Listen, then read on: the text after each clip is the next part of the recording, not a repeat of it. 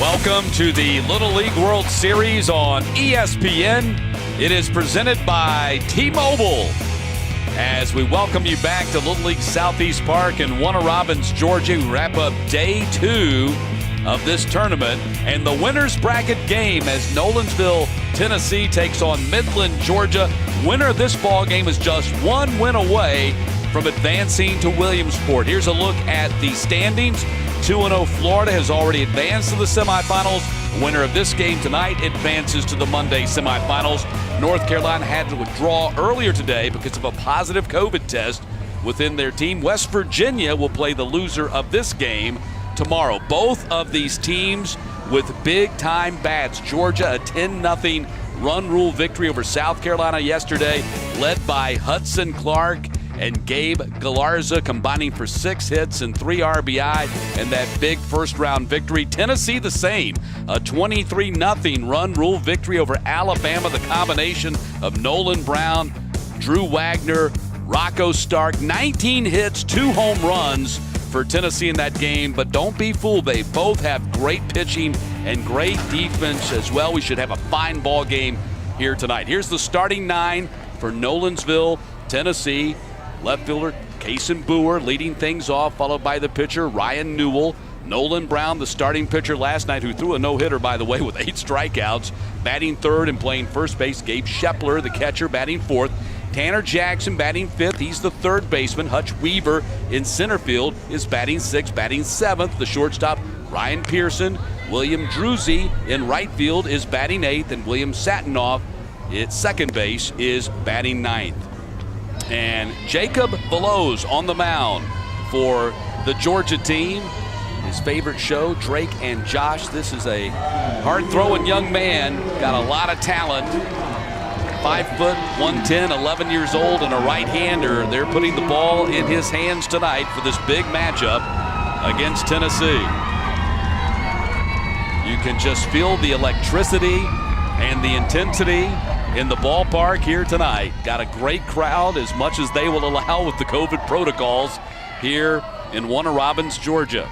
And Veloz facing Boer. We're underway with ball number 1.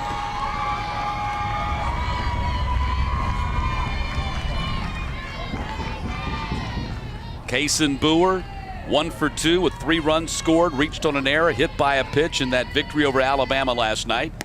1-0 pitch, fastball strike from Veloz, and it's 1-1.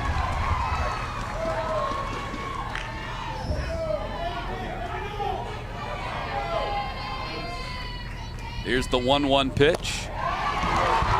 There's a strike from Veloz, and it's 1-2. You can see the Georgia team, Midland, Texas, Columbus, Northern Little League, wearing the colors of the Atlanta Braves, all the way down to the stockings. 1-2 pitch, Boer goes down swinging.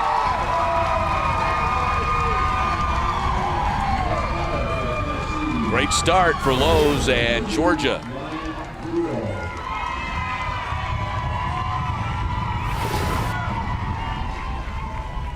That'll bring Ryan Newell, the pitcher, to the plate. And, of course, the Vandy connection for Nolensville is unmistakable, wearing the Vanderbilt colors all the way down to the Vanderbilt star, just an N in the middle instead of a V. And Nolan Brown, the number 3 hitter, the guy on deck, his dad, Scott Brown, is the pitching coach for Vanderbilt, so therefore the big-time connection. Nolensville down around the Franklin area, and that's a hot shot to third base, going to get by the third baseman, Hatchell. And that's going to be a base hit for Ryan Newell to get things started for Tennessee.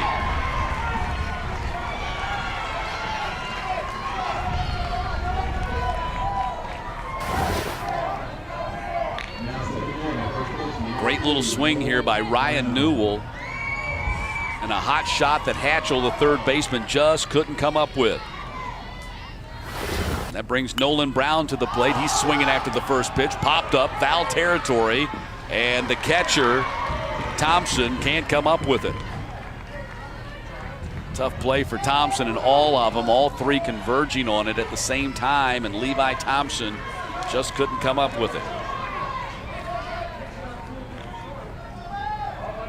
One of the things that really separates this Tennessee team from everybody else in the field is their preponderance of left-handed bats and left-handed arms as well.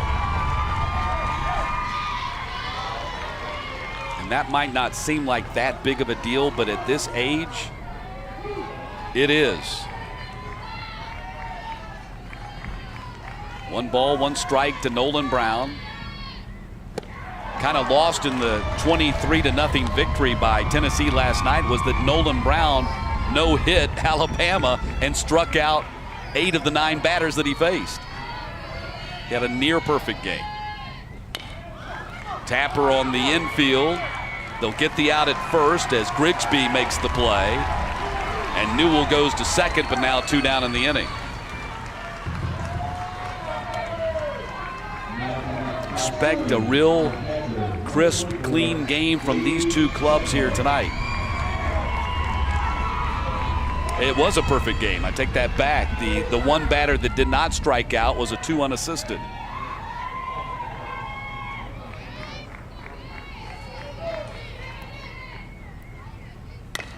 Tapper back to Veloz. Shepler retired. So Tennessee can't do anything with Newell's base hit. Georgia coming to bat when we get back.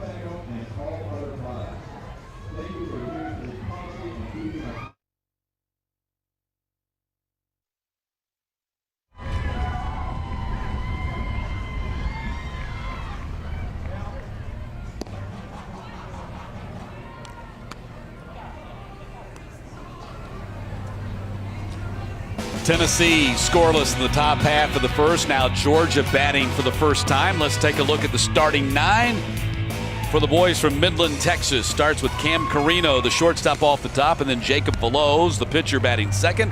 Hudson Clark at first base, batting third, batting fourth, the right fielder Gabe Galarza, batting fifth, the left fielder Braxton Wilkinson. The third baseman is Nicholas Hatchell. He's batting sixth. Braden Grigsby's playing second base, and he is batting seventh. The catcher Levi Thompson bats eighth, and the center fielder Colin Snyder bats ninth. And on the mound for Tennessee, like I said, another left-hander here. Ryan Newell, 5'2", 107. He's 12 years old, out of Mill Creek Middle. And Ryan Newell gets the ball. His favorite athlete, Deion Sanders and Bryce Harper. His favorite teams, Ohio State and the Philadelphia Phillies. And his favorite movie, Field of Dreams. So we'll see if this will indeed be a Field of Dreams for Tennessee tonight, because a victory by them or by Georgia puts them just one win away from going to Williamsport. Because remember, this year, unlike any other year, 2 teams from each of the regionals will advance because there will be no international field in Williamsport this year. So 16 U.S. teams. Therefore, if you get to the finals, you get to Williamsport. Cam Carino, Tapper to the third baseman. Nice play over there. I told you these teams were sharp. Jackson makes the play, makes it look easy. 1 down.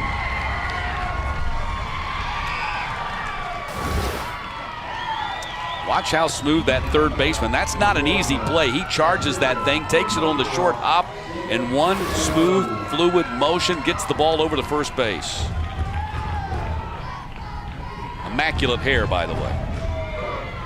Jacob Veloz at the plate. Pitcher played second base last night. And with him on the mound, that means Grigsby getting the call at second base tonight.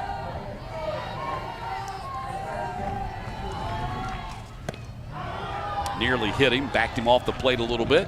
The count now 2-0 to Veloz. 1 for 3, couple of runs scored, a walk and a strikeout last night, or late yesterday afternoon against South Carolina. South Carolina's still in it, and they've already advanced to Monday, and that a big part of that has to do with the withdrawal of North Carolina. They were scheduled, North Carolina and Florida were scheduled to play earlier today at 4 o'clock. That game got canceled because of the COVID testing, and then South Carolina was going to play the loser of that game tomorrow. Well, so they advanced to Monday because that game no longer will take place either.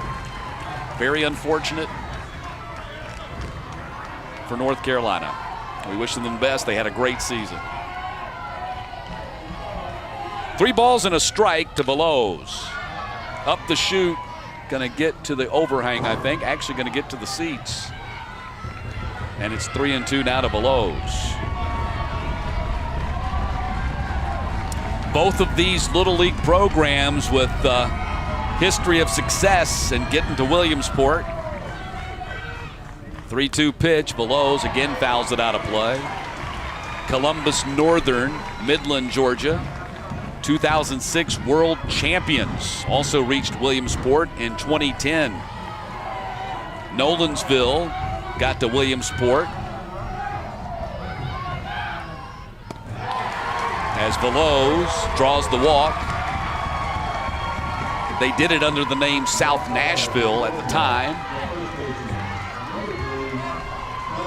Back in 2013 and 2014, led by Coach Chris Mercado. He was the manager of those teams. He's now a coach on this staff with manager Randy Huth. Hudson Clark comes to the plate. Ball gets away from the catcher. Veloz goes to second. Throw down, not in time. So Veloz in scoring position.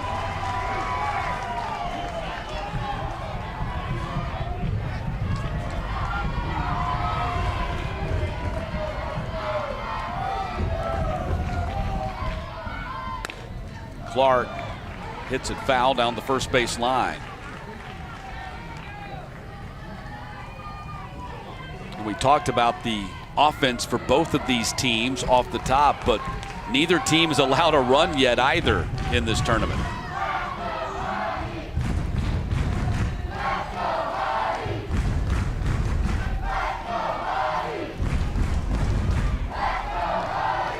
Crowd stomping their feet and chanting, "Let's go, Huddy."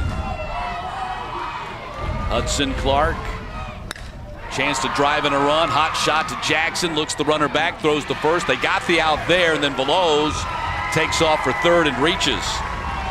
So 2 down, and Veloz at third base.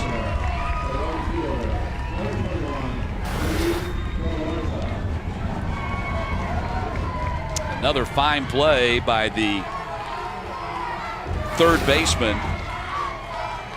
Tanner Jackson, flashing the leather over there.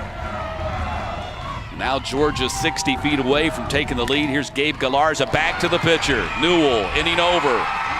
So both teams get a base runner in the first, and Strandham will head to the second.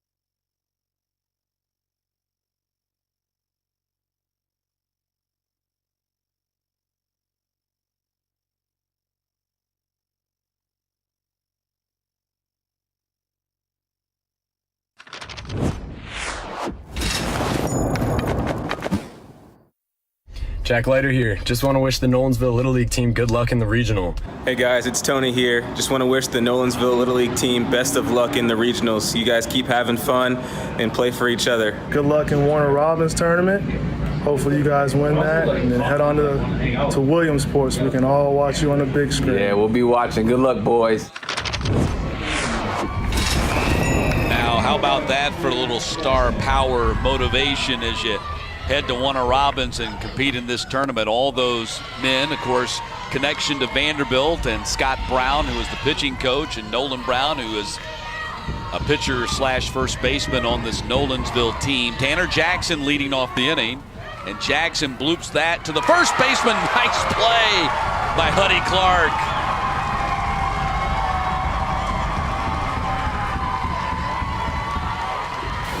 These boys just 11 and 12 years old. Are you kidding me? The plays that we've already seen in this second round game. Super play right there. Brings Hutch Weaver to the plate. Another left-handed bat for this Nolensville team. Hutch Weaver, 1 for 2, RBI, scored 4 runs, walked, reached on an error, hit by a pitch in that victory over Alabama last night. They call him Chicken Man. Here's the 0-1 pitch. That's a strike, it's 0-2. And by the way, in that video, the one outlier among the Vanderbilt players was Mookie Betts, but Mookie is a native of Nashville, played at Overton High School. So he's got that Nashville connection going. 1 ball and 2 strikes. Of course, David Price not only played at Vanderbilt, but he was from nearby Murfreesboro, played at Blackman High School. Base hit up the middle. And Weaver aboard, second hit of the game for Nolensville.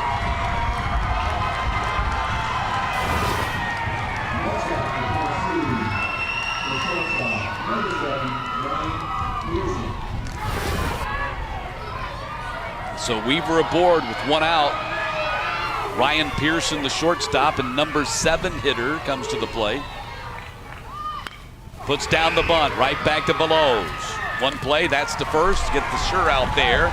Now 2 down in the inning as Weaver advances to second.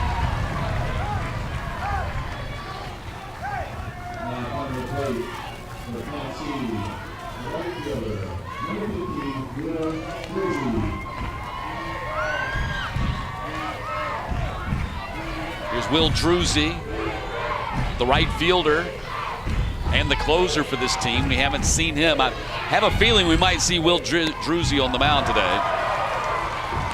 Tonight before the night is over. A submarine left-hander. But he can swing the bat too. Druzzi, 4 for 4, 3 RBI, couple of runs and a triple in the victory yesterday. 0-1 pitch outside. It's 1-1.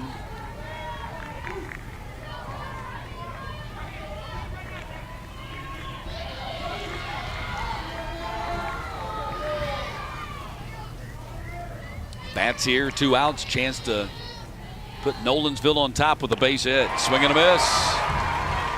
1-2. They really might be the 2 of the most fundamentally sound teams in all of the regionals. Swing and a miss. Bellows with the strikeout. His second of the game. He's a tough little cookie, isn't he? Look at Bellows. Knows how to get it done.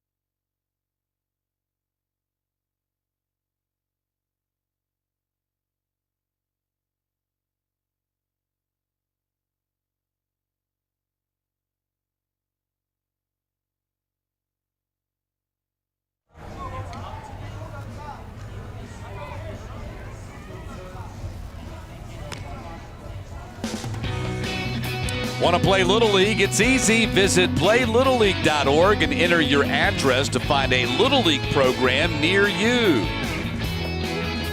To find Little League programs on display here in this winner's bracket game. Columbus Northern Little League out of Midland, Georgia.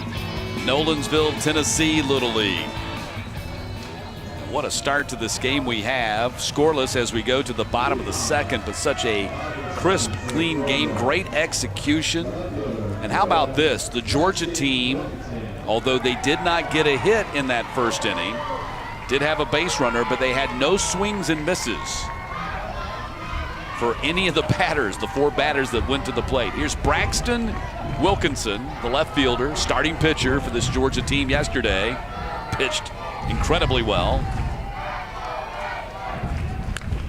And goes after this one. Again, no swing and miss, but it's a pop out to Jackson for out number 1.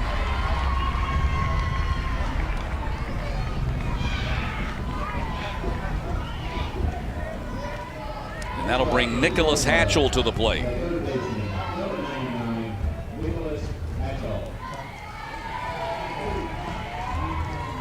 You wonder if Georgia might get the message, be a little bit more patient. The last 3 outs have come on 3 pitches. That's the first swing and miss by any Georgia batter so far in this game. Nicky Hatchell, Nicholas, 0 for 1 with a strikeout in yesterday's game. Just off the plate, you saw the catcher, Shepler, doing a good job trying to frame it there and holding it for that extra second to see if he could convince home plate umpire Scott Wacker that it was a strike. 1-1 pitch, swing and a miss, and it's 1-2.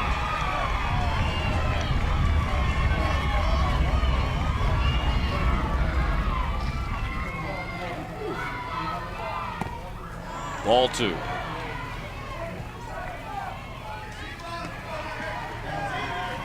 Hatchell, 5'3", 128, 12 years old. Just turned 12 a couple of weeks ago, July 30th. Actually, I guess that was last week. Called strike 3. First strikeout for Ryan Newell. 2 down in the second.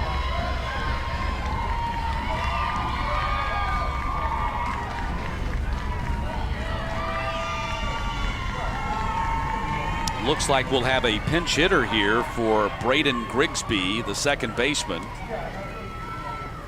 Aiden Bowman.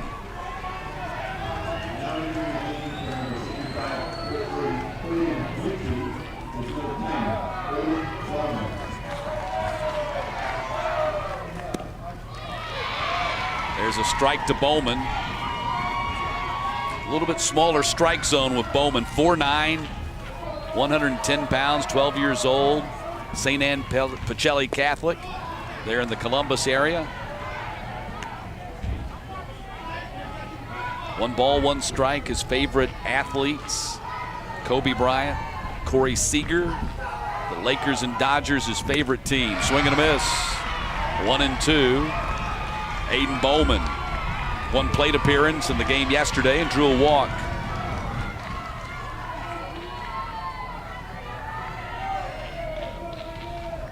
1-2 pitch to Bowman. Missed high, 2-2.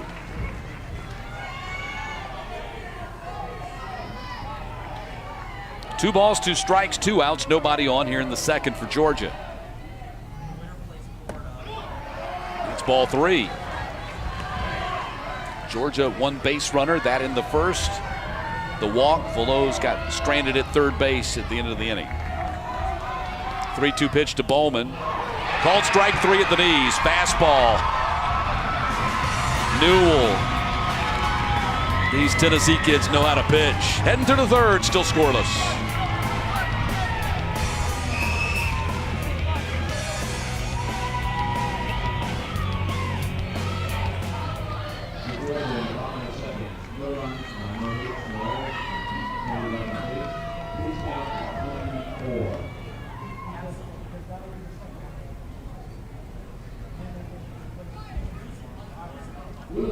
Southeast region, thank many volunteers who have dedicated their time to assist us during the game and throughout the tournament. The countless hours and hard work provided by volunteers allows us to provide a wonderful tournament experience. Thank you to all volunteers of the 2021 Southeast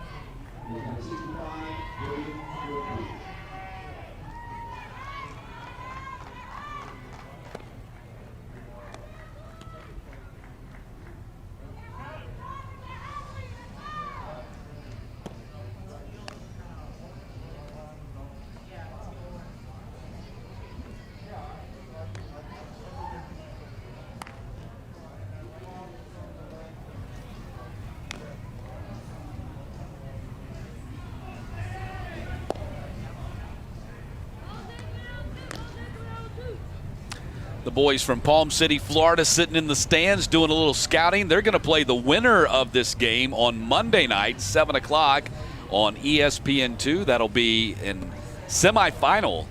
As you take a look at the standings, Florida 2-0, the second win coming by virtue of North Carolina having to forfeit because of the COVID test. So Florida goes right to the Monday semifinals. That means they played yesterday and defeated Virginia 7-3. Didn't play today, didn't play Sunday. They won't play again until Monday night. So a long layoff for Florida, but they're already just one win away from going to Williamsport. So if they win Monday night, they go to the championship game on Wednesday, and they're already guaranteed a ticket to Williamsport. Pretty exciting stuff. William Satinoff, leading off the inning for Tennessee. 1 ball, 1 strike to Satinoff. His dad's one of the coaches, Evan. 11 years old, one of only 2 11-year-olds on the roster. Went 0 for 2, reached on an error in the victory over Alabama last night.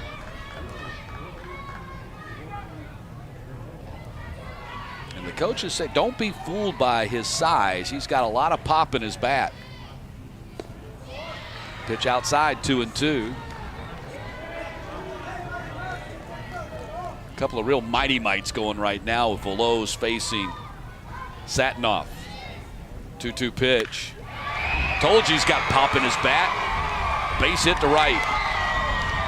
3rd hit of the game for Tennessee, but the first time they've gotten the leadoff man on to start an inning.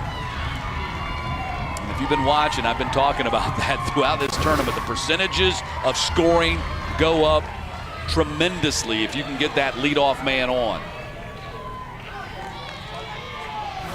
Tayson Boer struck out swinging his first time up. And Boer, trying to put down a bunt, fouled it off.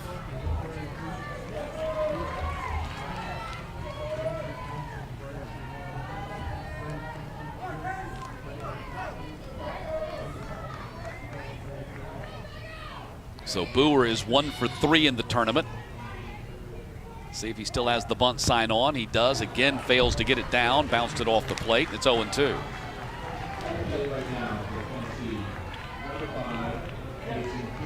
So the question now becomes with Boer as he looks down to the third base coaching box. Is the bunt sign still on? Is not. Popped it up to the shortstop. Easy play for Carino. That's out number 1.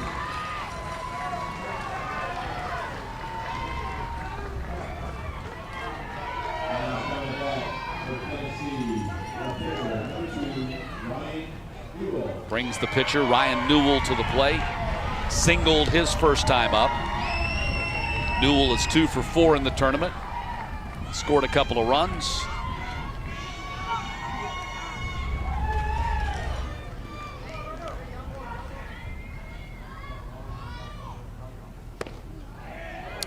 And that's just a little bit off the plate. Ball number 1 to Newell.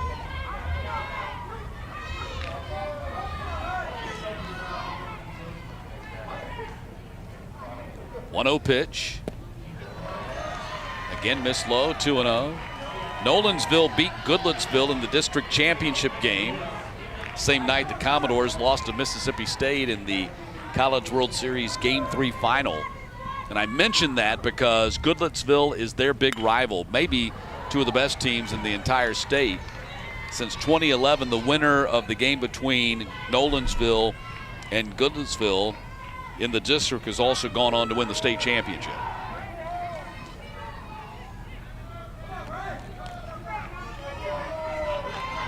So it's a real battle for either one of those really fine Little League programs just to get out of their district. Don't want to say that it's easy as pie once you get out of that district, once you get to the state, but you've cleared a major hurdle just getting out of your district there in Nashville.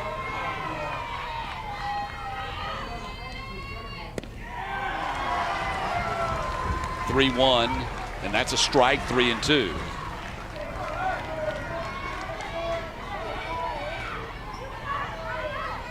Three balls, two strikes to Ryan Newell. One down here in the top of the third. Foul back.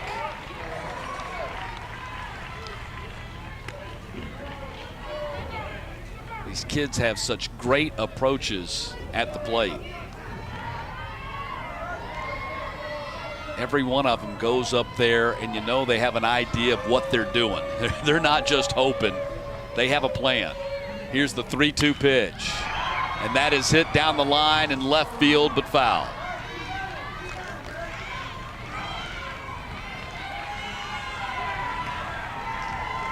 Ryan Newell reaches down, grabs another 2 handfuls of dirt.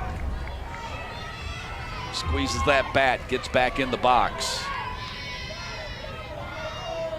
Satinoff down at first with 1 out. 8th pitch of the plate appearance coming up right here. Fouled back again, so we'll go to number 9. Just a tremendous battle going on here. As you see, Veloz is up to 38 pitches already.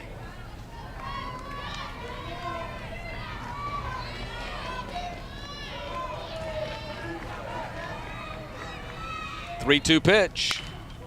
On the ground to the shortstop. Carino goes to second. On to first. Not in time. Grigsby did a really good job there at second base with the transfer and getting the ball out of there. Just very difficult to double off Newell. But they do cut down the lead runner, so now 2 down. Carino gets rid of it quickly. I mean, about as fast as Grigsby can go right there. It just wasn't quick enough to get Newell. Here's Nolan Brown. Pitch outside to Brown, and it's 1-0.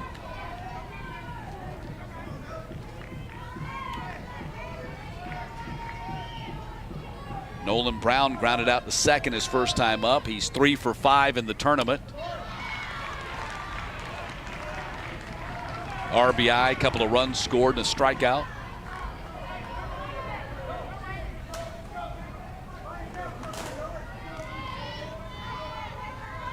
Here's the 2-0 pitch. That ball is cranked towards the gap in right center, and it's out of here.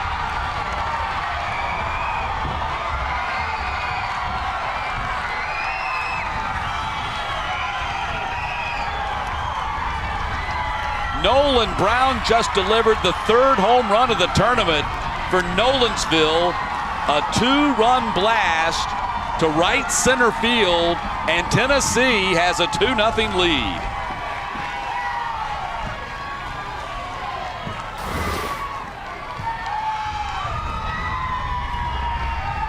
Wow, what a swing.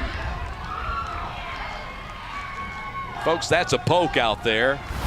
And remember, most of the season these kids play on fields that are probably 195 or 200 to the outfield fence. Here at Southeast Park in Warner Robins, it's 225. 225, no problem for Nolan Brown.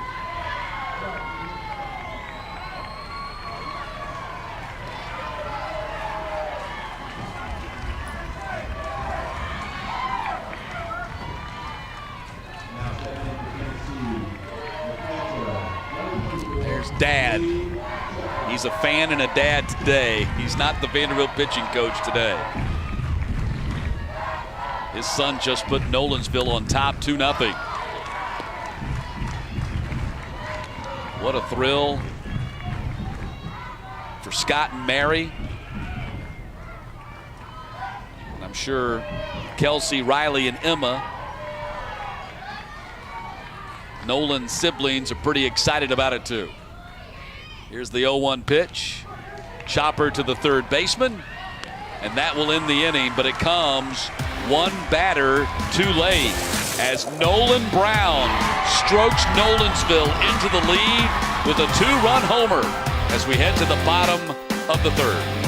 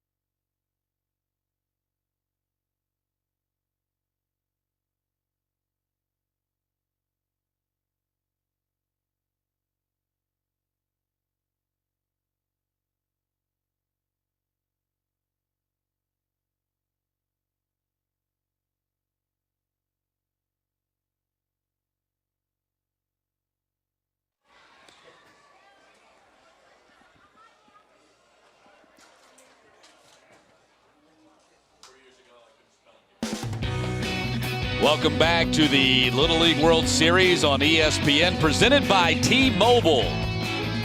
Exciting winners bracket game going on here in the second round in Warner Robins, Georgia.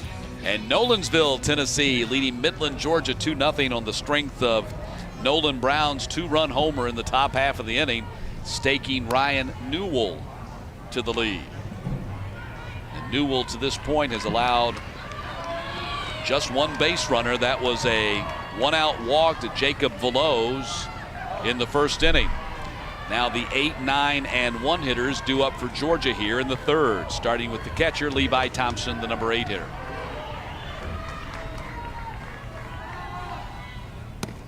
Ball 1 to Levi Thompson. His dad, Will, the manager, mom, Brooke, big sister, Savannah and Carolina.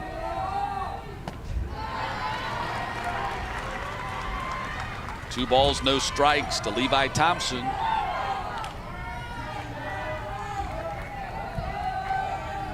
And who might you think a catcher, his favorite player, would be? Yadier Molina. And he likes Todd Gurley, too. Big Bulldogs and Braves fan. 2-1 pitch. It's now 3-1 to Levi Thompson.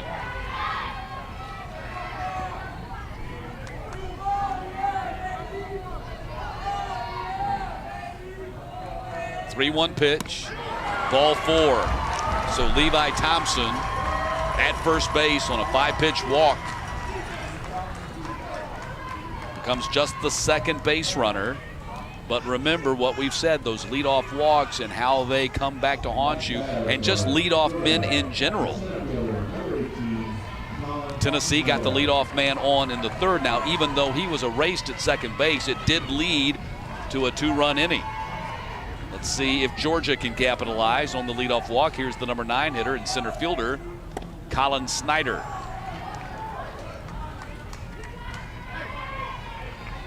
Snyder 0 for 1 with a strikeout against South Carolina yesterday. Here's the 1-0 pitch. Swing and a miss. And it's 1-1.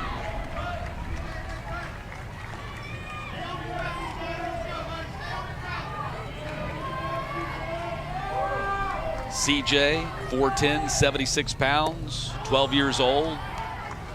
And that's really one of the things that's so striking about Little League. I mean, here you have CJ, he's hitting the scales at 76 pounds. We've got some 200-pounders who played in this tournament.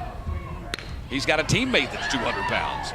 Right back to the pitcher, Newell gets the out there, and not at first, so they cut down the lead runner, Levi Thompson, and now one down in the inning with Snyder aboard at first.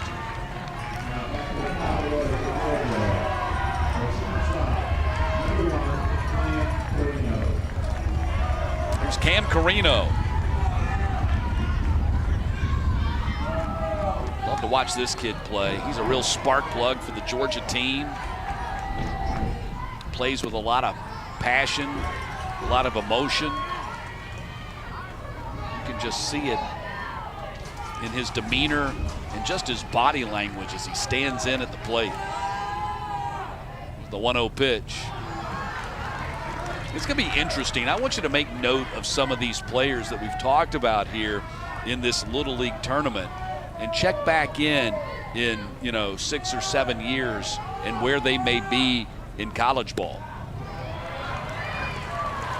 Or maybe even the MLB draft.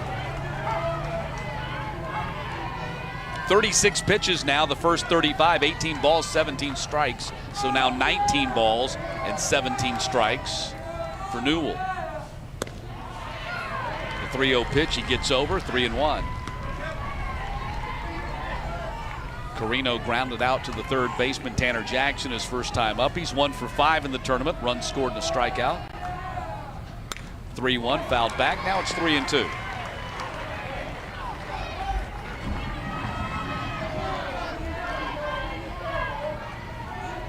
Hardly a breath of wind here in the ballpark tonight.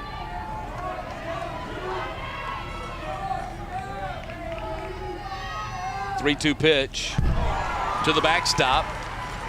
Ball 4. First and second.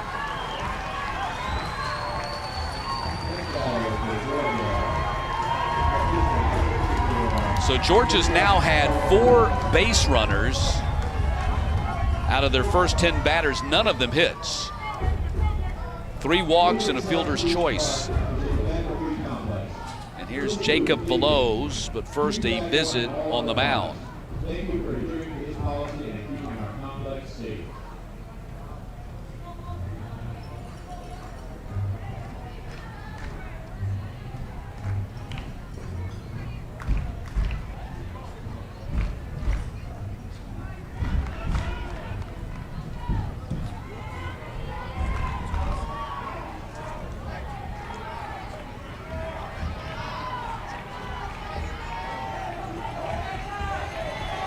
So here's Jacob Veloz. 2 aboard, 1 out. Veloz, solid single to left. And they're going to hold Snyder at third base. The base is loaded for Georgia. That was their first hit of the night. That's the first hit that Nolensville pitching has allowed in this tournament.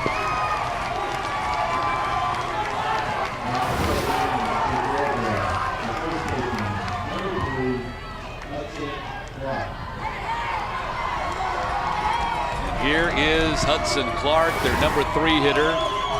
Grounded out to third his first time up. Bases loaded. Ball 1 to Huddy. Veloz at first. Carino at second. Snyder at third. 1 out in the inning. Georgia with an opportunity here to get some runs on the board, maybe even tie it up, take the lead.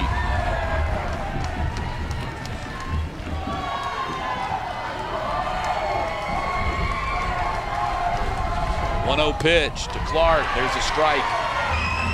1-1.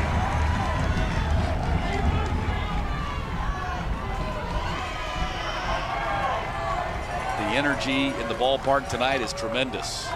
1-1 pitch.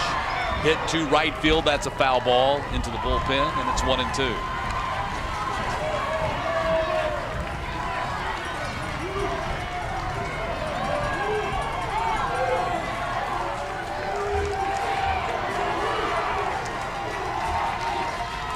Looks in, 1-2 pitch to Jackson. There's 1 out, goes to first, double play.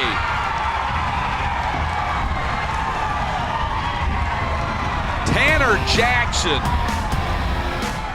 Hard hit ball right to him, steps on the third base bag, turns the double play, ends the inning.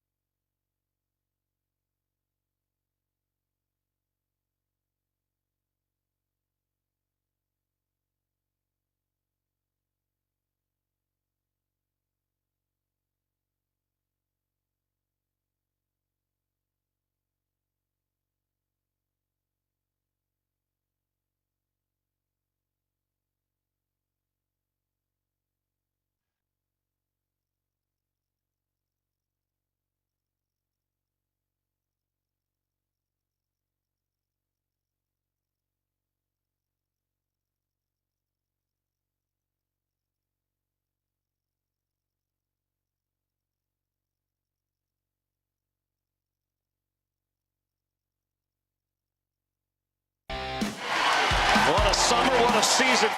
No regrets. Swing it, baby, swing it. It is dropping, the dive, and the catch is made. Whatever happens, guys, again, it's going to be a great day. Very proud of you guys. All right, let's have some great fun today, huh? T-minus 12 days and counting until the Little League World Series Championship starts in Williamsport. As we take a look at the standings, Florida 2-0. They've already advanced to the semifinals. Tennessee and Georgia, winner will advance to the semis. The loser has to play tomorrow against West Virginia. South Carolina already into Monday's play in the quarterfinal round, an elimination round. Alabama, Virginia have been eliminated. Unfortunately, North Carolina, who was in the winner's bracket after a 4-3 win over West Virginia in the first game of the tournament, unfortunately, they had to withdraw today because of COVID testing, a positive test within their ranks. And so that eliminated our first winner's bracket game earlier today. That would have been North Carolina versus Florida. So Florida gets their second win by virtue of forfeit and into Monday's semifinals. And also eliminated our second quarterfinal game tomorrow, because the loser of that game now becomes North Carolina because of the forfeit, and they have to go ahead and forfeit that game to South Carolina. That's why South Carolina's now in Monday's play. Gets a little complicated. The unfortunate news is that North Carolina had a fine team, a really good team. I thought a team that could compete for the championship here, and they had to go home. Ground out to start the fourth inning as Rocco Stark is retired for out number one.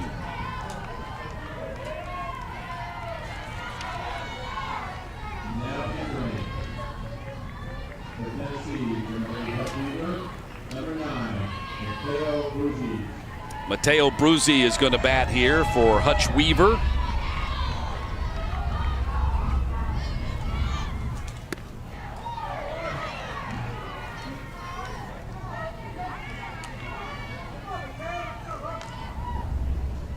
Bruzzi, no official at-bats yesterday, but did knock in a couple of runs, scored a run, had a sacrifice fly, actually plated 2 runs with a sacrifice fly in that game over Alabama last night, and had a stolen base.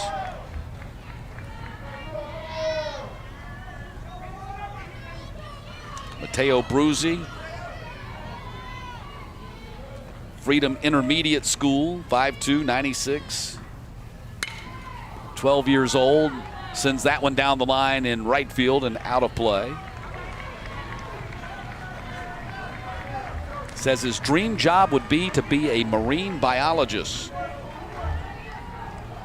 And if he won the lottery, he would start an exotic car collection. He has eclectic taste. 1 ball, 2 strikes to Bruzzi's. And he goes down swinging. 2 down in the inning. That'll be strikeout number 3 for Veloz.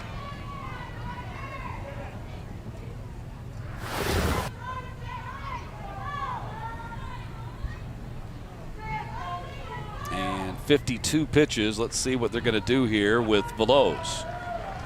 They're going to take him out. Going to move him to shortstop and bring in Carino to pitch. So while they make that change and get Carino some warm-up tosses, we'll step aside.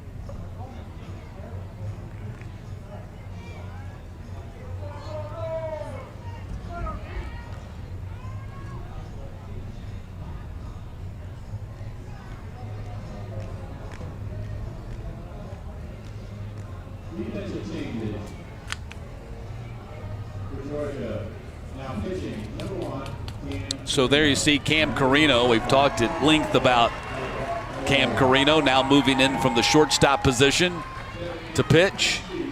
The right-handed pitcher, and Veloz will go to shortstop here and take over his spot defensively. Ryan Pearson takes a strike to begin things. 2 down here in the top of the 4th. 2-0 lead for Nolensville, Tennessee. Carino looks in, now steps off, can't connect here, and the catcher, Levi Thompson, up out of his crouch and looking into the dugout. He gets the signs from the dugout, and then he relays the signs to the pitcher. Here's the 0-1 pitch. Swing and a miss, and it's 0-2 from Carino.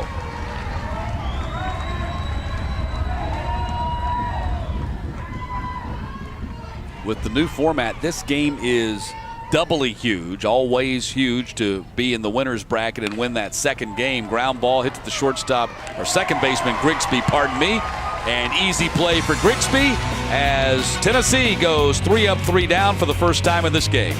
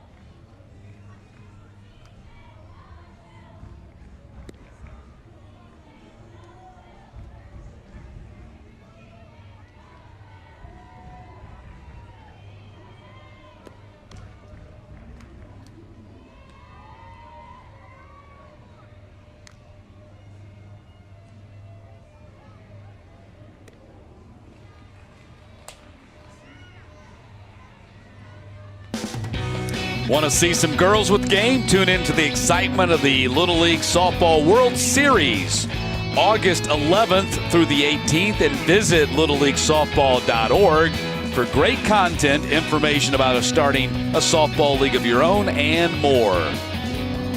I've had the pleasure, the honor to work the Southeast Softball Regional in the past, and let me tell you, those girls can play.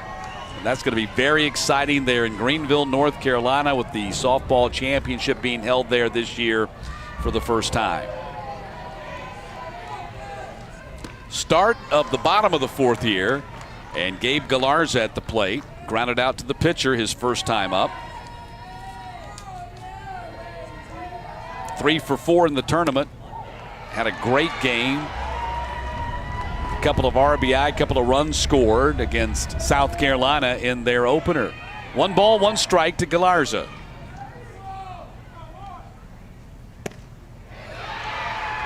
Strike from Newell, and it's 1-2.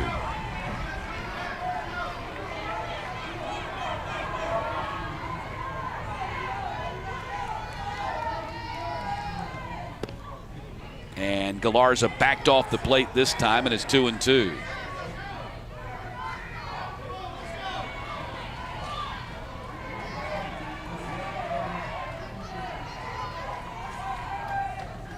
Leadoff hitter here in the 4th. Galarza did not chase, thought about it though.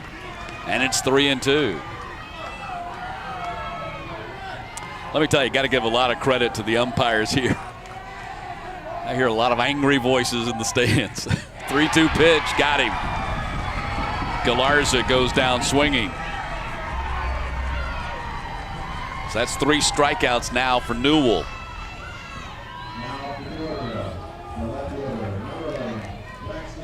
Here's Braxton Wilkinson, Popped up to the third baseman his first time up. He's 1 for 4 with a couple of RBI in this tournament. Pitched a heck of a game against South Carolina. 5 scoreless innings of 3-hit ball with 6 strikeouts in that 10-0 victory. Complete game shutout. 0-1 pitch to Wilkinson. Outside, and it's 1-1.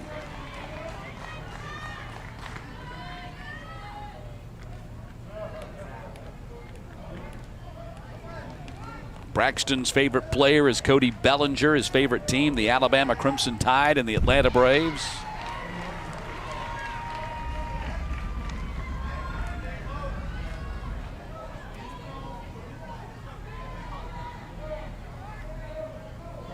Dream job is to be a veterinarian.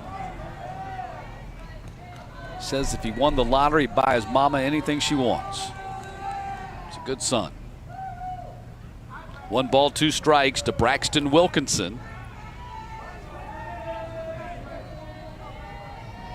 Coach Thompson says he's turned into one of the leaders on the team this year and one of their top pitchers. Well, we saw that for sure yesterday against South Carolina. 2 balls, 2 strikes.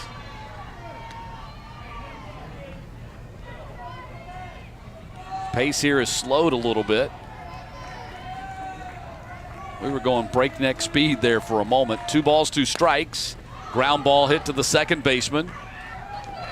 Easy play for Satinoff. First out of the inning. Second out of the inning, pardon me, following the strikeout by Galarza. And we'll have a pinch hitter here for Nicholas Hatchell. DJ Colvin, Donovan Colvin, going to step to the plate.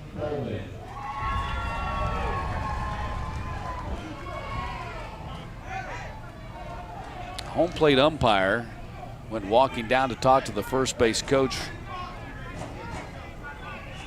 And this Georgia coaching staff, let me tell you, they have been fixtures in the Northern Little League forever.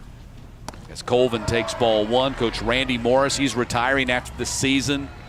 He's been at it for 22 years. He led Northern to the 2006 Little League World Series championship. And Donnie Coulter's been doing it for 40 years. He's also retiring at the end of this season. And he was part of the team that won the 2006 championship and went back in 2010 to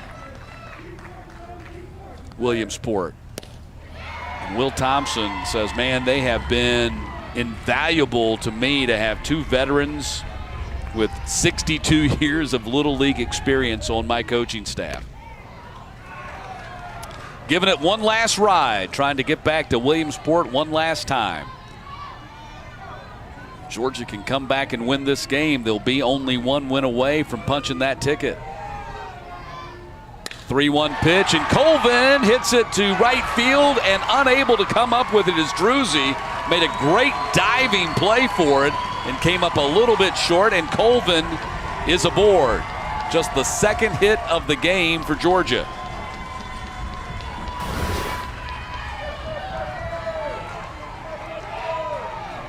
And Druzy really laid out for that thing, didn't he? And just comes up a little bit short. If he'd gotten 1/2 step more of a jump on that ball, he makes that catch. Here's Grigsby. Colvin off the bag trying to bait a throw from the catcher, Shepler.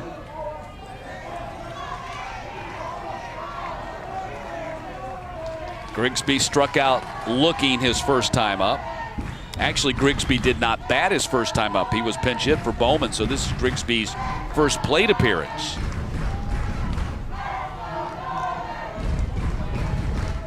Oh for 1, run scored, reached on an error, has a stolen base. That all came yesterday in the tournament.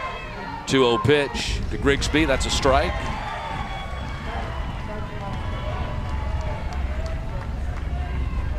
Goes to Aaron Cone Middle School.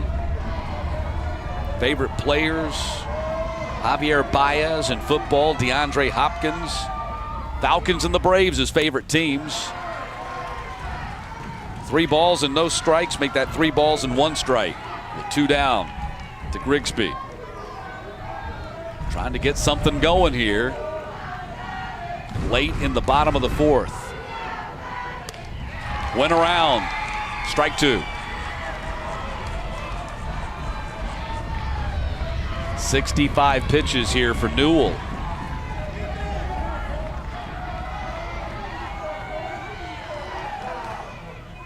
Got him. Maybe the last pitch that Newell will throw in this game, and it was a big one, striking out Grigsby to end the fourth. Still 2-0 Tennessee.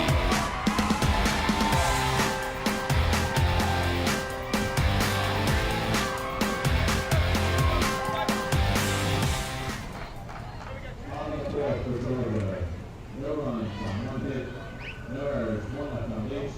Pitch count is 66.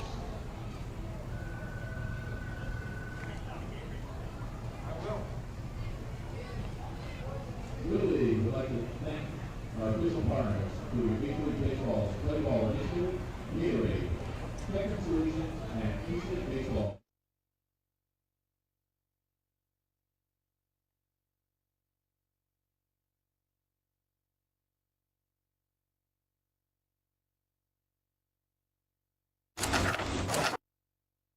One of the great days of the year. Those kids will never forget that the rest of their lives. Players take a trip down memory lane just a bit. For me, I always wanted to come here. I never got to come here.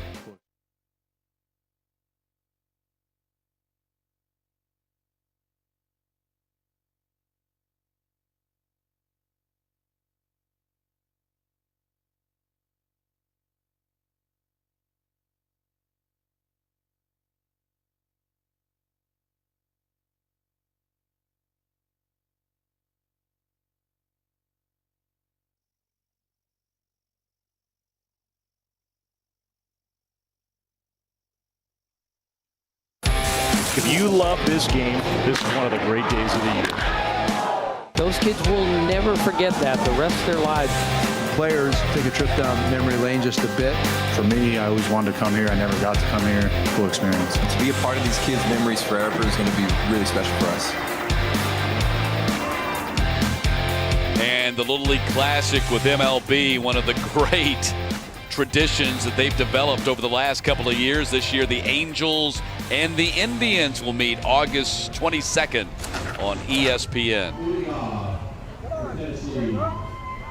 Looking forward to that. Jack Rhodes going to pinch hit to start this fifth inning for Tennessee. Pinch hitting in the 8th spot for Druzzi. Rhodes 1 for 1 RBI, run scored, walked in the game yesterday against Alabama. Mike Trout and Buster Posey, his favorite players, and the Indians, his favorite team. And they'll be playing in that Little League Classic against the Angels, as we just saw. Deep in the hole, Veloz got him. What a hose. What a hose. Are you kidding me?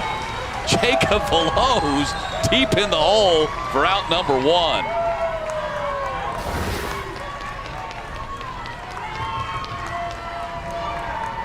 Man, the ball nearly handcuffs him. He has to field it almost right off of his knee. Watch that thing take a hop. It's up against his knee. Deep hole off his back foot. Plans and guns down Rhodes. These two teams, Tennessee and Georgia, have combined for 16 half innings of errorless baseball. And beyond that, it's been some spectacular defensive gems. And don't forget, he threw the first 52 pitches of the game for Georgia and moved over to shortstop for Cam Carino, who's now on the mound. Here's Drew Wagner batting, pinch hitting here in the 9th spot. Wagner 2 for 2, hit a grand slam in that victory against Alabama last night. Finished the game with 5 RBI. And he's off the bench. I think that exhibits the depth of this Tennessee team and, you know, makes them so dangerous, not only here in Warner Robins, but if they get to Williamsport, shudder to think that there's anybody that much better than they are in the entire nation. They are a deep team, top to bottom. In fact, that's one of the things that Coach Huth told us. You know, they've had some teams that may be more talented over the years, maybe bigger arms, bigger bats, but not a more complete team, and I would have to believe him. That ball is hit deep to center field, and it is going to get over the center fielder's head. Snyder couldn't run it down, and Wagner off the bench, a double all the way to the center field wall.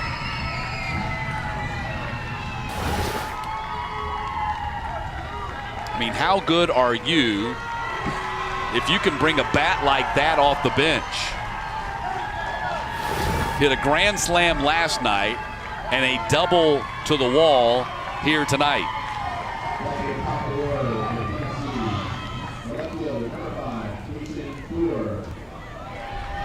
So Wagner in scoring position. Tennessee looking to add a valuable third run here. Boer shows bunt and takes it low for ball one.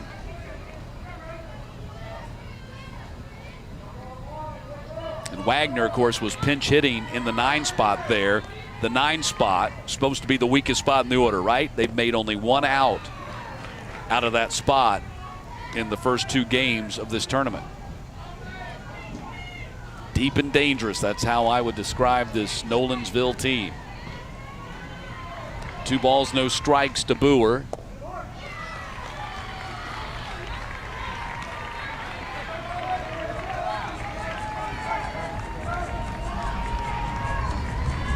You know, and you can watch these kids. It's a little bit different than watching major leaguers, obviously. But in this regard, as Boer draws the 4-pitch walk, now first and second for Tennessee. Different in this regard, you can see the players, they wear the emotions on their sleeves, so when they don't make a bad play. That was not a bad play by Snyder out there in center field, but he didn't get to it. And you can see in his body language just how disappointed he was that he didn't come up with that.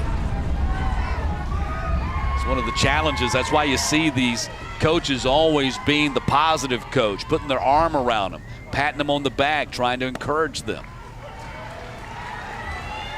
Letting them know it's okay if you didn't get to the ball right there. It's okay. It's part of the game. It's a hard game. You don't always succeed.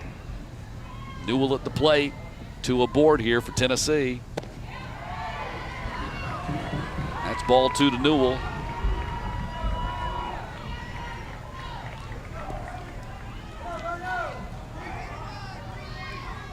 Pardon me, that was ball 1 to Newell, 1-1. And Newell gives that a ride to the center fielder. Snyder has no chance at that one as it clears the batter's eye. A mammoth 3-run shot for Ryan Newell. 4th home run clubbed by this Tennessee team in the last 2 days, and it is 5-0.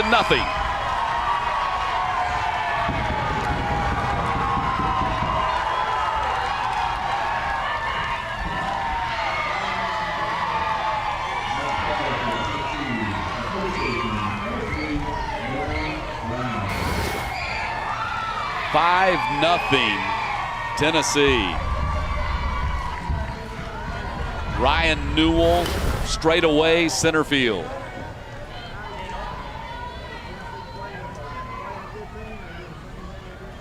And Nolan Brown, who blasted a 2-run homer himself his last time up, now at the plate.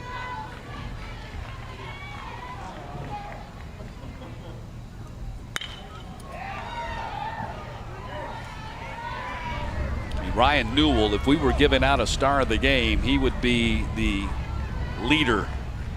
3-run homer, 4 scoreless innings on the mound, giving up 2 hits. That's a Ruthian type performance.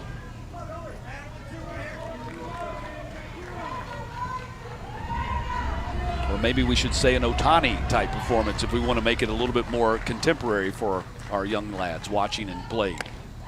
Swing and a miss as Brown goes down swinging, and that'll be out number 2. Now, coming out for Tennessee, the catcher, number 24, Here's Gabe Shepler. And Carino might be done for the game. They're going to get the ball from Carino. And we'll step aside as they make the pitching change.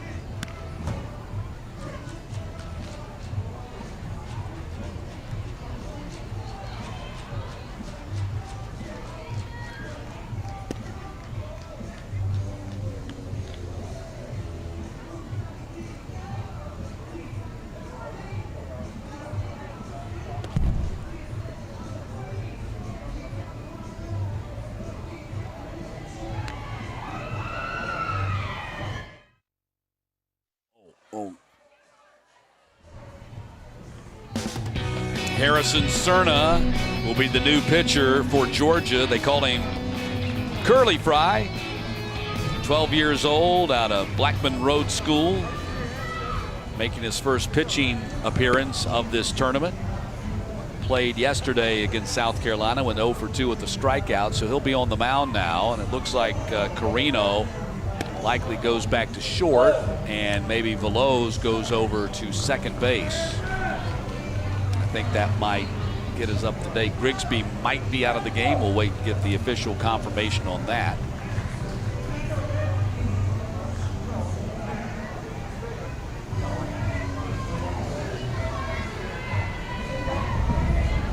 Well, they had. Well, we'll just wait and see.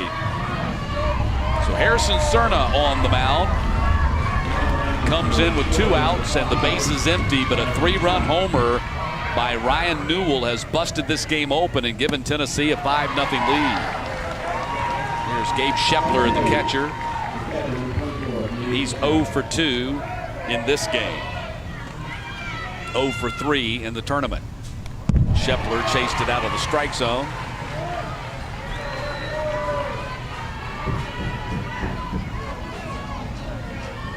So Braxton Wilkinson's now playing center, and Grigsby has gone from second to left. Galarza's in right.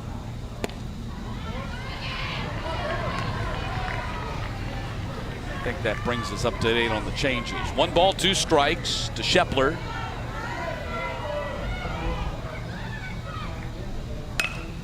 And Shepler sends that one down the right field line. We're going to fall in foul territory.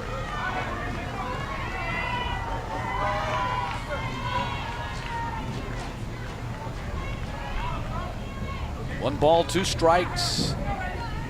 5 runs on 6 hits for Tennessee. No runs on 2 hits for Georgia. I think that shows you just how good Tennessee is all the way around. This is a Georgia team that's offense was like a buzzsaw yesterday, scoring 10 runs against South Carolina. And they've been held to just 2 hits today by Ryan Newell. Here's the 1-2 pitch. Tapped foul. And again, the winner of this ball game advances to the Monday night semifinals on ESPN, 7 o'clock. And East Schroff and Greg Olson will have the call for you on that one. But that'll be 7 o'clock Monday night. The team that loses this game has to play tomorrow at 1 o'clock against West Virginia. Cerna gets the strikeout, retires Shepler, and the inning comes to a close. But Tennessee, another mighty blow by their powerful bats. Ryan Newell the homer, and it's 5-0. Bottom of the 5th coming up.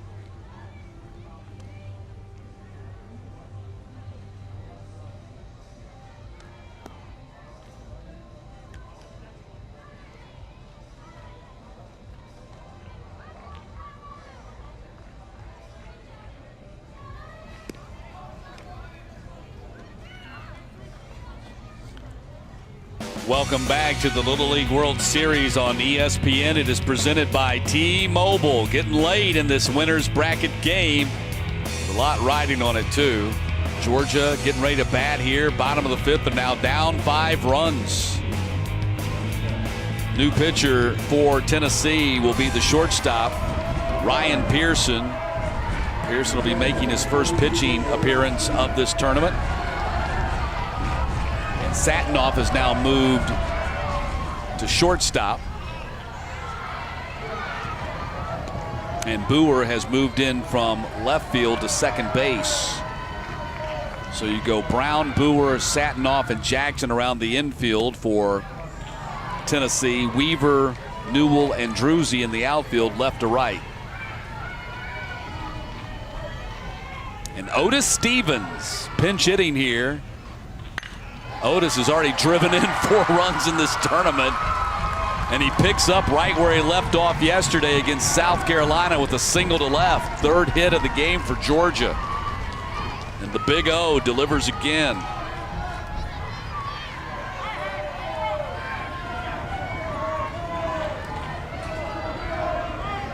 He's 3 for 3 with 4 RBI here in Warner Robins. And this is Harrison Cerna, the pitcher, batting in the 9 spot, taking Colin Snyder's spot in the batting order. It's ball 2 to Cerna.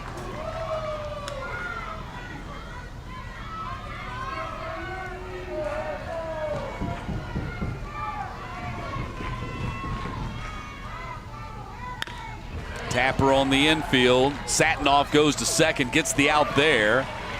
And there's one down as Stevens is erased.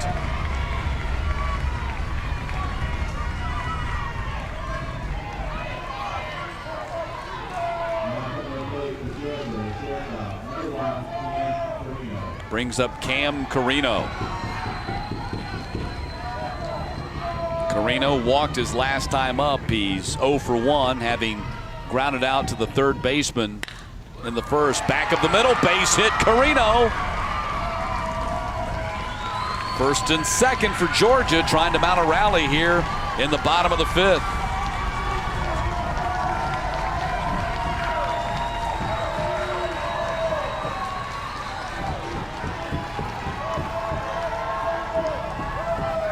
And here comes Jacob Veloz. Cerna at second, Carino behind him at first. Veloz goes to the right side, Tapper to the first baseman. They get the sure out right there as Brown steps on the bag. Everybody moves up 60 feet, but now 2 down in the inning with Carino at second and Cerna at 3rd. Here's Huddy Clark.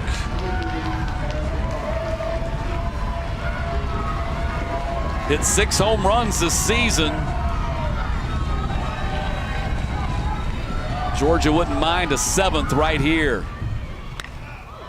Little nubber to Boer, makes the play, and the inning comes to a close. Georgia strands 2 in scoring position. We head to the 6th with Tennessee on top 5-0.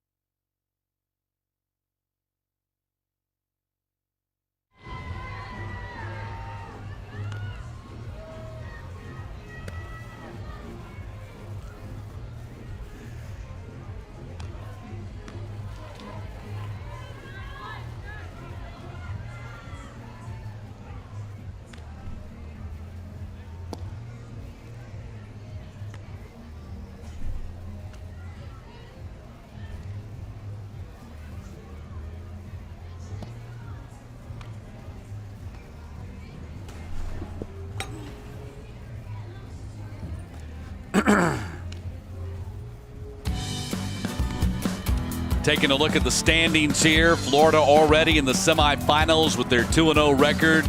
Tennessee or Georgia, one of them going to be 2-0. Tennessee in the driver's seat there. They would be in the semifinals. If Georgia can't come back and win this game, they play West Virginia at 1-1 in the quarterfinals tomorrow at 1 o'clock. South Carolina has already advanced to the elimination round on Monday. And unfortunately, North Carolina had to withdraw earlier today because of positive COVID test, and they had to go back to Greenville, North Carolina. Very disappointing for those young men. Had a very solid ball club. I thought a team that had a chance to compete and get to Williamsport here, and unfortunately their season comes to a close that way. But nothing to hang their heads about. They had a tremendous season, that's for sure, as the champions of the state of North Carolina. So top of the sixth here.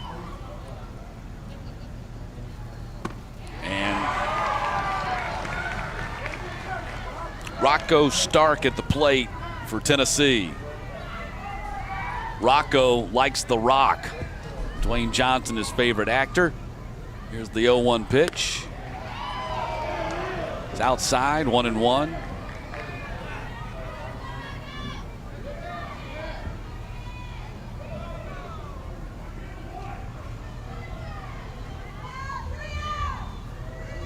One pitch to Stark.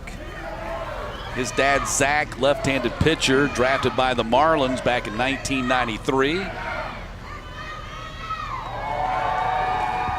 Mom, Beth, played basketball for Lipscomb and was a women's basketball coach. Line drive, Rocco. Gonna throw to first, and he's safe.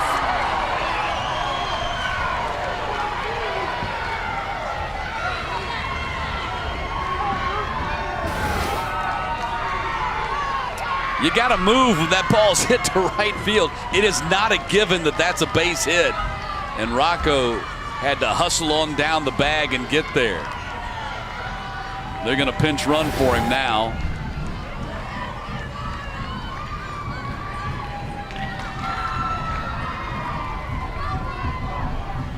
Don't forget to pick up the bat. Anybody there? Here's another look at it right here. Look how close this is. Galarza with a strike to first base. I mean, it is razor close.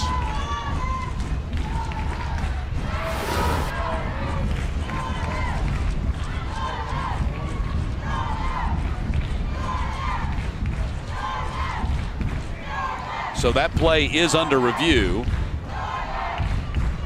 And remember, the call on the field is safe at first.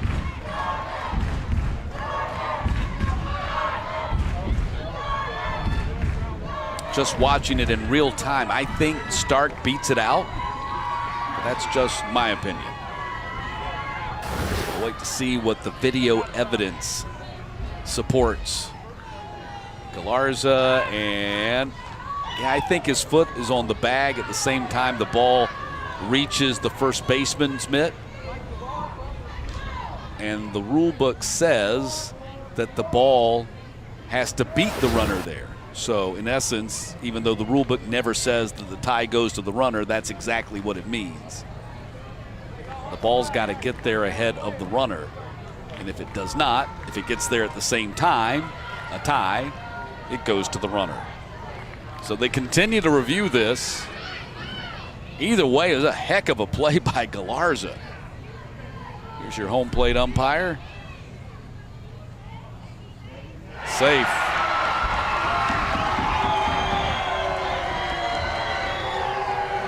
Hear the divided stadium. To my right, where the Georgia fans are sitting, boos and catcalls. From my left, where the Tennessee folks are sitting, cheers of joy.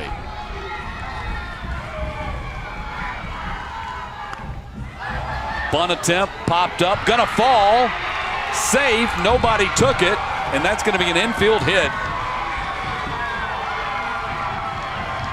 Hutch Weaver popped it up, and nobody made a play on it. And now they'll pinch run for Weaver there. Looked like Thompson had a shot at it, then he kind of pulled away from it at the last moment.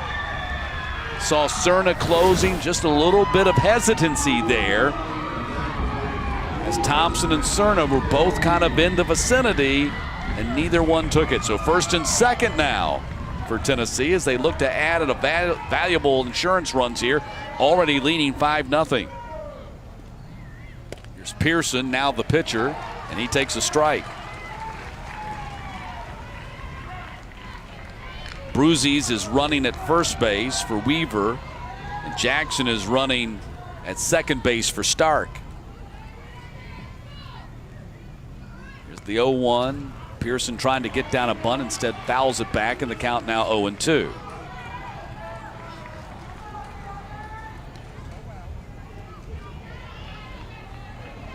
Time as Pearson stops off to get some instruction. See if the bunt's still on at 0-2. I would tend to doubt it. Harrison Cerna, the third pitcher used by Georgia here tonight in this winner's bracket game.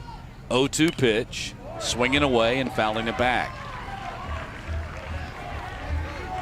First two men have reached for Tennessee here in the top of the sixth. And remember, Little League, these are 6-inning games.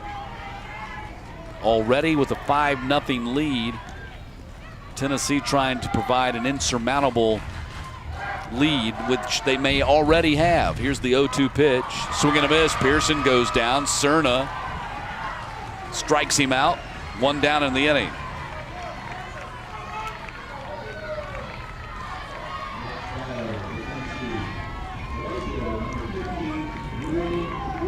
So here's Will Druzy back in the lineup after being pinch hit for his last time up. Struck out back in the second.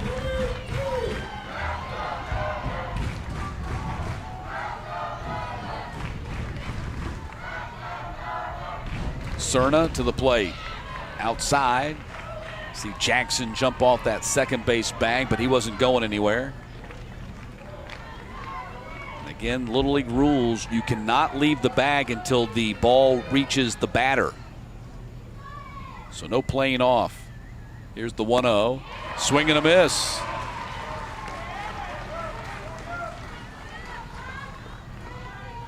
One ball, one strike. Will Druzy, quite the Renaissance man, plays the violin and the saxophone. Ball bounces. Thompson can't find it. Everybody moves up 60.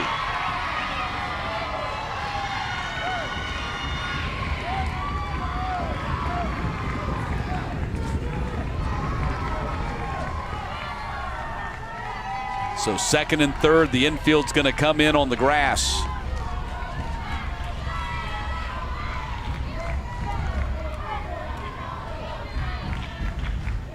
Here's the 2-1 from Cerna.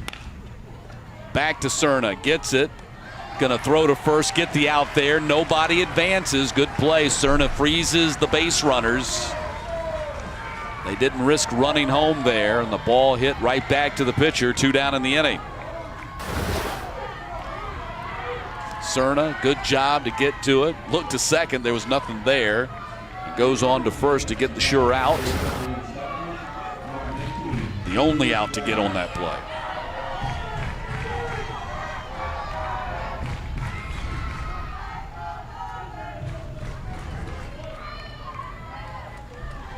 Here's Wagner. And this kid, what a bat. Grand slam, a double in this tournament.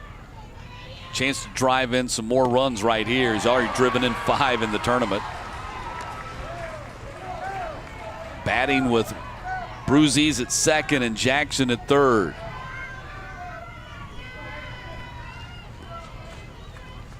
Oh, 0-1 pitch from Cerna. Fouled back to the screen over on the right side. 1-1.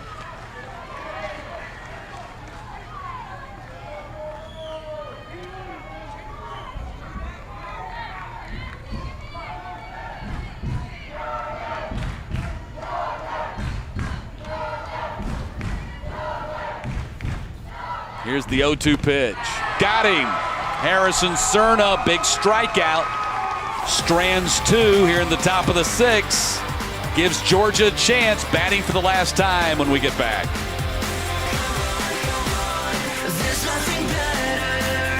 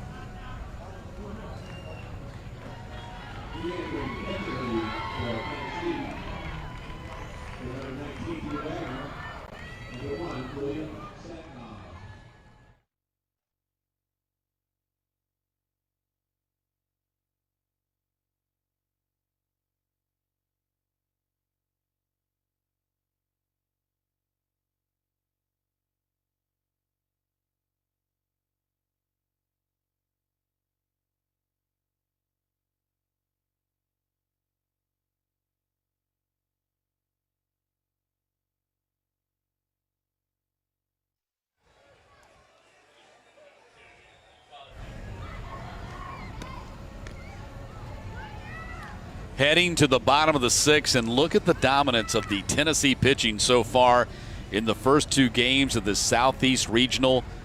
8 scoreless innings. They've allowed just 4 hits, so they've walked only 3, and they have struck out 12, and now they are 3 outs away from advancing to the semifinals on Monday night, where they would play Florida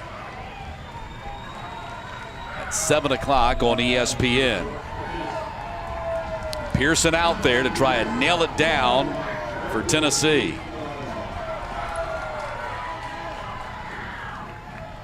And it's not just the pitching. They've scored 28 runs and they have 27 hits and 0 errors. They have been a complete ball club.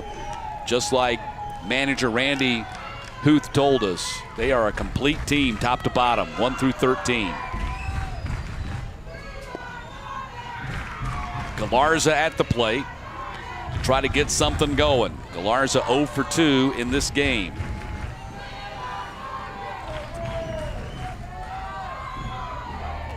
One pitch from Pearson, bounces it off the plate. Satinoff behind the second base bag, slings it across there for out number 1.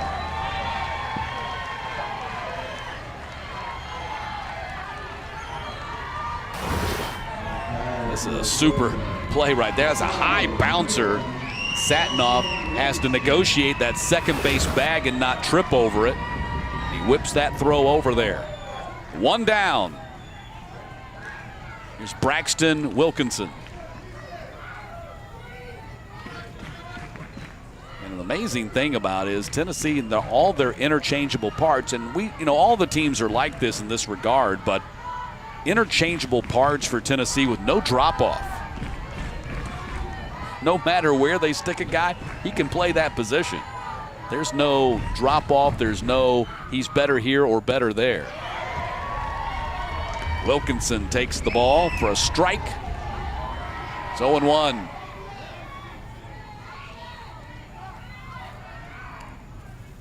Pearson. And Pearson's your regular shortstop, and he just picks up the ball, gets out there on the mound, and gets the job done. 1-1 pitch. Looked like a changeup. 1-2.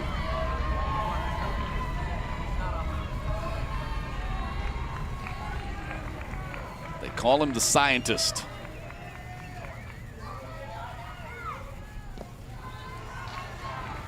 The professor would work too with those glasses that he wears. Studies Latin. Plays chess. Has a radio station, a ham radio station. A lot of folks don't even remember what those things are, but he operates it with his dad and his brother. Quite the interesting young man. 2 balls and 2 strikes.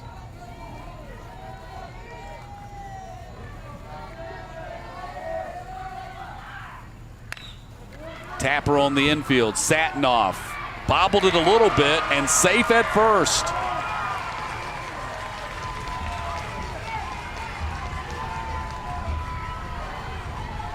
See, he's upset with himself. And Wilkinson is aboard after making that super play. This one kind of rolled up a little bit on him. He had to double clutch, and that was just enough for Wilkinson to be safe. Base hit for Colvin. First and second for Georgia with 1 down here in the 6th.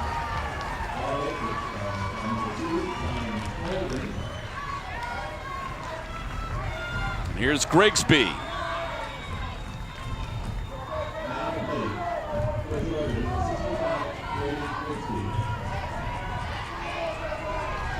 So Braden Grigsby at the plate, 2 aboard for Georgia.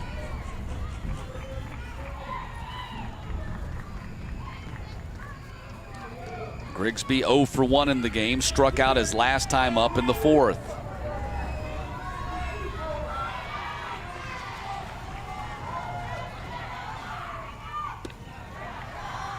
And ball 1 to Grigsby.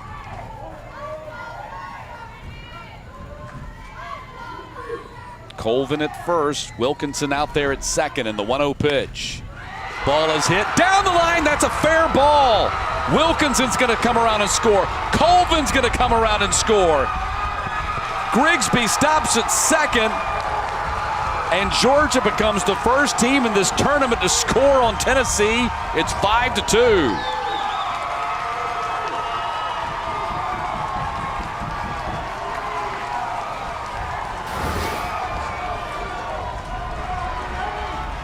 Two-run double for Grigsby. And they might make the pitching change right here and bring in Druzzi, their closer. No move from him yet. But they bring the infield in to do a little powwow. They had played such immaculate defense the entire night, and then Satinoff bobbled a ball just a little bit. I mean, barely at all. Enough for Wilkinson to reach. And then Colvin follows with a single. And then Grigsby follows with a double. And it's 5-2 just like that. And big Otis Stevens stepping up to the plate. Otis can rip the cover off the ball. He's got 4 RBI in the tournament. That's ball 1 to Otis Stevens.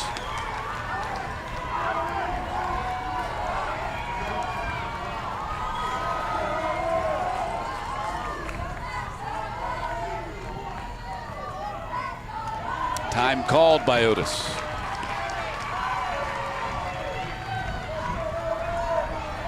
And they have changed that error on Satinoff to a hit. Don't disagree with that. So still no errors, so all the runs are earned in the inning.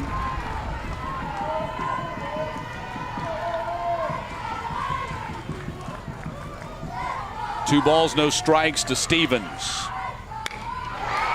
Base hit. Grigsby held at third. The tying run is coming to the plate.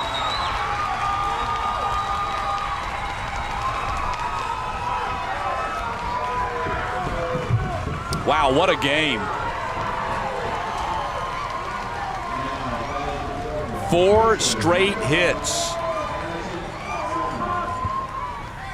If I'm not mistaken, the Tennessee pitching staff had not given up but 4 hits, and it is starting to rain here in Warner Robins. They had not given up but 4 hits in 8 innings. They've given up 4 hits in this inning right here. And the rain starts to fall pretty good. Crowds heading for cover, those who are not already underneath the overhang.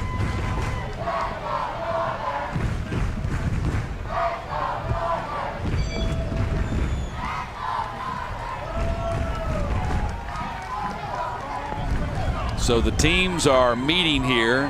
Harrison Cerna is the next man up, the number 9 hitter for Georgia. And I think they are going to go to Druzzi, the left-handed submariner. So this should be interesting. They're making the pitching change. They're going to the closer, and they're doing it in a little bit of a downpour. So Will Druzzi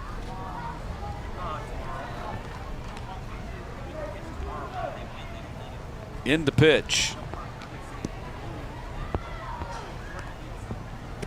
More of a side armor. It's kind of 3/4 right here with this delivery.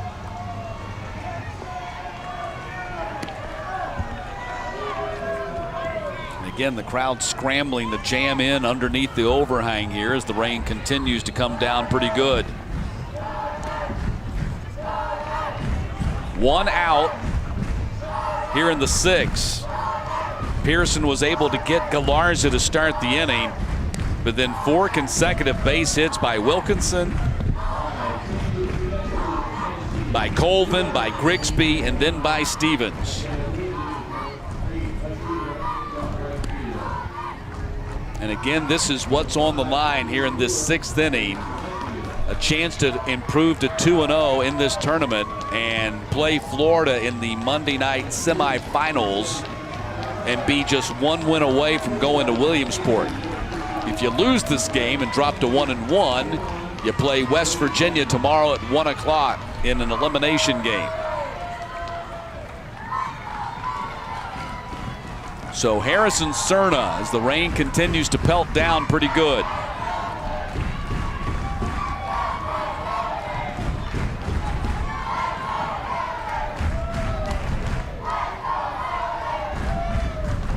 Cerna showing bunt. Takes it low. None of the runners were moving on the play, and it's ball 1. So defensively, Boer has now gone to left field. Pearson has gone back to shortstop. Satinoff has gone back to second. And Weaver is now in right.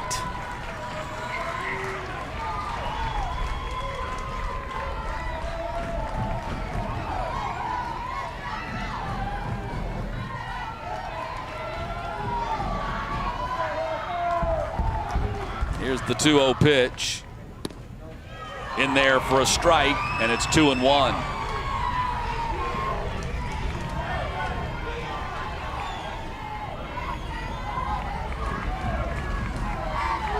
Two balls, 1 strike. Runners at the corners, tying run at the plate. That's Cerna. Ball gets away. Stevens is going to take second.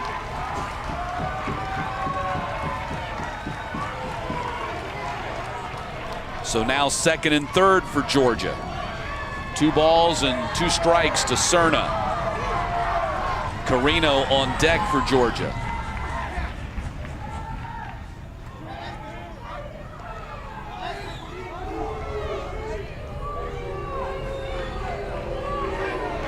Will Thompson called time. He wanted to make sure that he was on the same page with the count. It's 2 balls and 2 strikes. Got him. Druzy with a big strikeout. Now 2 down in the inning.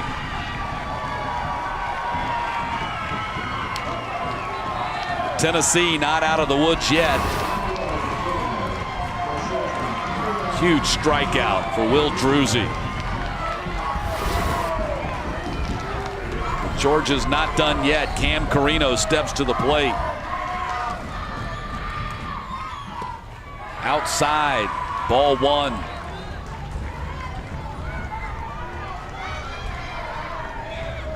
Carino a base hit back in the 5th. Walked in the 3rd. So he's officially 1 for 2 in the game. Swings and misses. 1-1 Carino.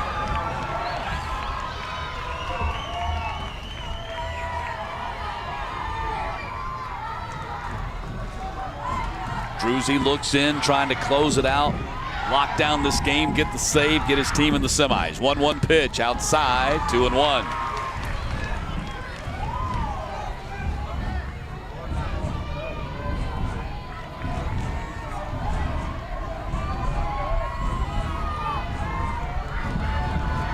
Two balls and 1 strike to Carino. Druzy to the plate. Tapped foul down the 3rd base line, and now it's 2-2. Georgia down to their final strike.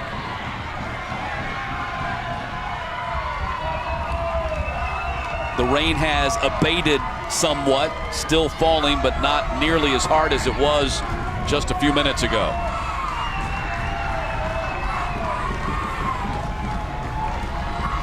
Two balls and 2 strikes, 2 aboard. Druzy to the plate. In the dirt and blocked nicely by Shepler. And it's 3-2. I don't know whether it's because of the rain, but yeah, the foot gave out on him. His left back trailing leg.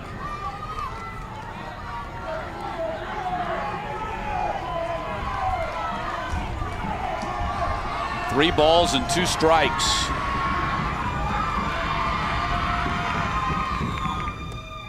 Ball 4, bases loaded. Tying run at first base. And Jacob Veloz is coming to the plate.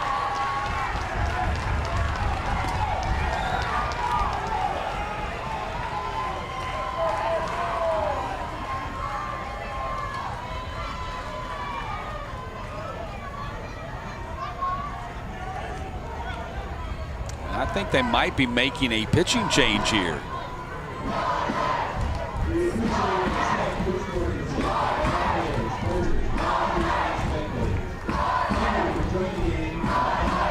Yeah, it looks like it's going to be Drew Wagner. We'll step aside as Wagner goes through his warm-up tosses.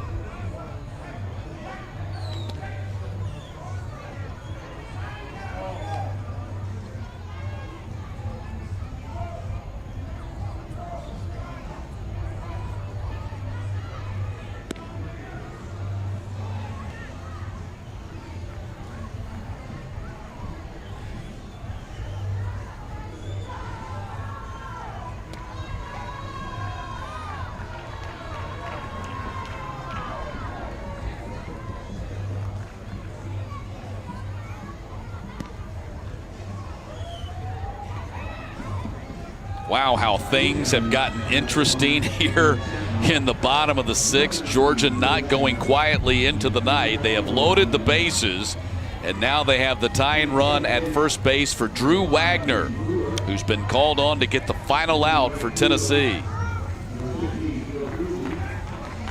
What a fantastic winner's bracket game.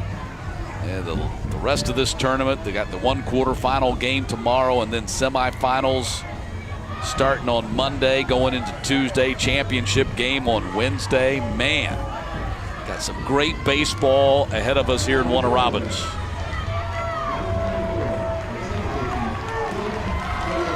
Here's Jacob Veloz, stands in, game on the line. Bases full for Georgia. Ball 1 to Veloz. Grigsby down at third, Stevens at second, and Carino behind him at first.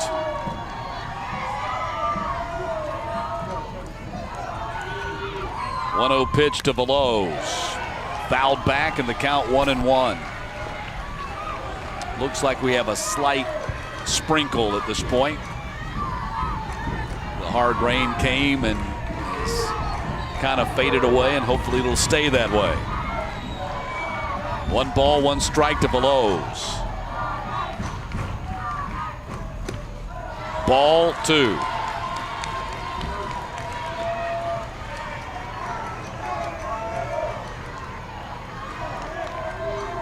Pressure for these kids. You see Wagner take a deep breath, calm the nerves, and focus on the job at hand.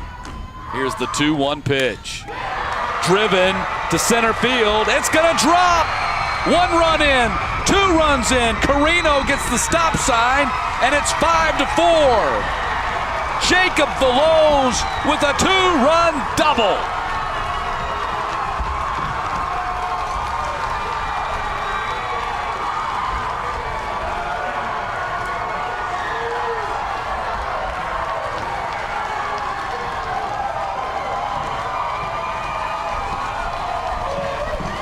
Georgia coming off the deck with 4 runs here in the bottom of the 6th.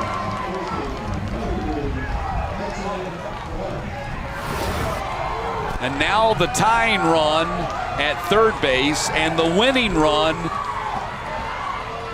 at second base for Hudson Clark. And he drives this one towards the gap. Georgia's going to win this game. Clark clears the bases. And Georgia 6 runs in the bottom of the 6th inning to come from a 5-0 deficit and beat Tennessee 6-5. Georgia headed to the Monday night semifinals to play Florida.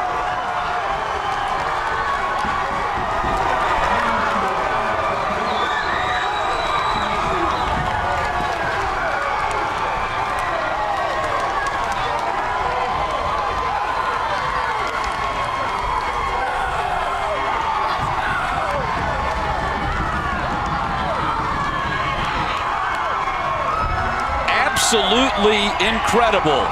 A stunning turn of events. Tennessee had dominated this game, took a 5-0 lead into the bottom of the 6th, and Georgia off the deck.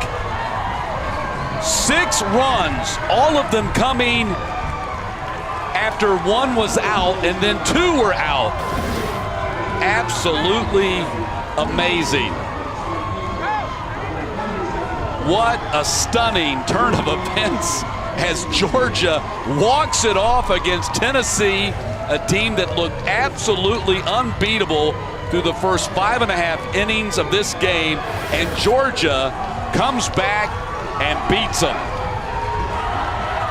And now Georgia will play Florida on Monday night, and now Tennessee will have to try to recover from that stunning loss and play West Virginia tomorrow at 1 o'clock. And now for our entire ESPN team, I'm Matt Stewart. So long from Warner Robins. What a game. This has been a presentation of ESPN.